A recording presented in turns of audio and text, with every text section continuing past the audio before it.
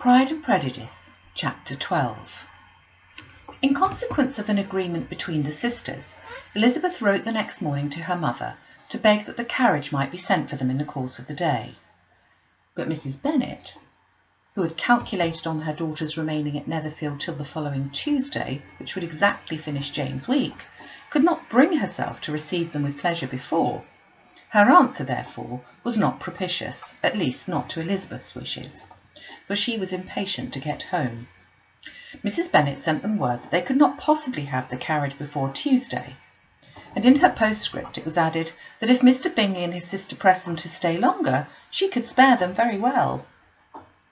Against staying longer, however, Elizabeth was positively resolved, nor did she much expect it would be asked, and fearful, on the contrary, as being considered as intruding themselves needlessly long, she urged Jane to borrow Mr. Bingley's carriage immediately, and at length it was settled that their original design of leaving Netherfield that morning should be mentioned and the request made.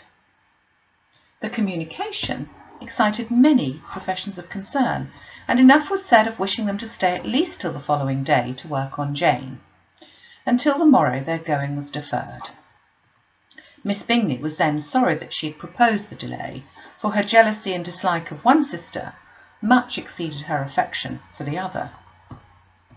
The master of the house soon heard with real sorrow that they were to go soon, and repeatedly tried to persuade Miss Bennet that it would not be safe for her, that she was not enough recovered.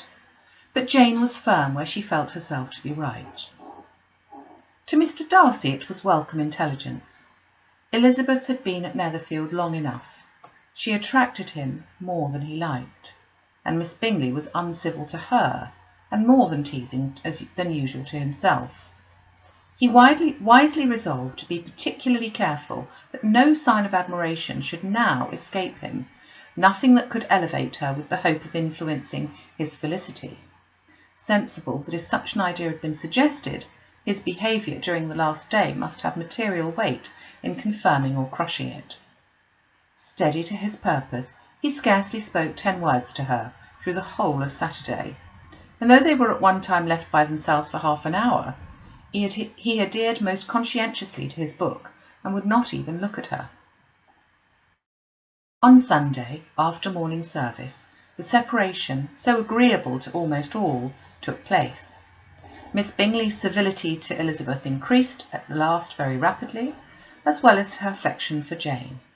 And when they parted, after assuring the latter of the pleasure it would always give her to see her either at Longbourn or Netherfield, and embracing her most tenderly, she even shook hands with the former. Elizabeth took leave of the whole party in the liveliest spirits. They were not welcomed home very cordially by their mother. Mrs. Bennet wondered at their coming, and thought them very wrong to give so much trouble, and was sure Jane could have caught cold again. But their father, though very laconic in his expressions of pleasure, was really glad to see them. He had felt their importance in the family circle.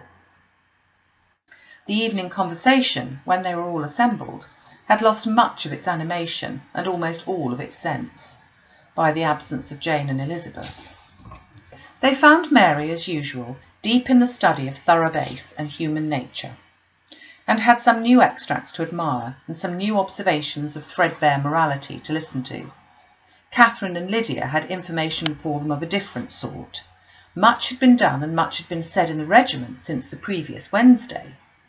Several of the officers had dined lately with their uncle, a private had been flogged, and it had actually been hinted that Colonel Forster was going to be married.